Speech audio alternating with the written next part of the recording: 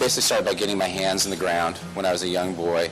I had that connection to the food very early on, at 4 or 5 years old, and I took that into the kitchen. We are a snout-to-tail restaurant, which means that we try to use the whole animal.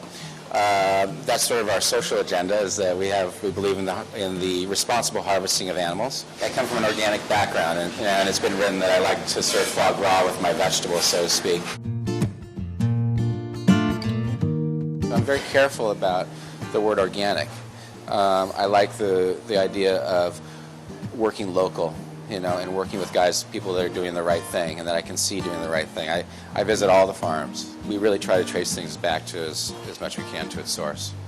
Everybody in my family has some sort of creative avenue. Mine is cooking. We've got writers, actors, painters, all kinds of people in my family, but the real important thing is that you have this artistic avenue. We also are great skeptics, so I think everyone has a backup plan as well. I love this way of sort of making things nice and sort of dragging them back down. I've always liked that, sort of taking things that traditionally would be unapproachable and making them kind of for everybody.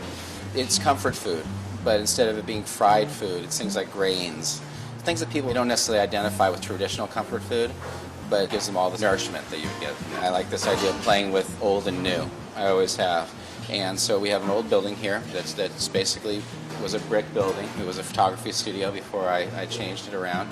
And I wanted it to have sort of an industrial feel. We started with the oven back there. It's a 2-door wood-burning oven that's sort of boiler feeling.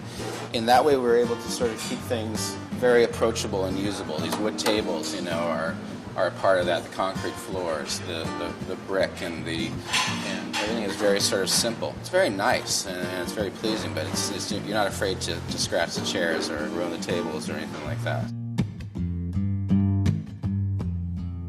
This is more of a sort of a place of keepsake. It's almost like keepsakes of mine, where I just have a collection of memories, and it's going to get more and more like that.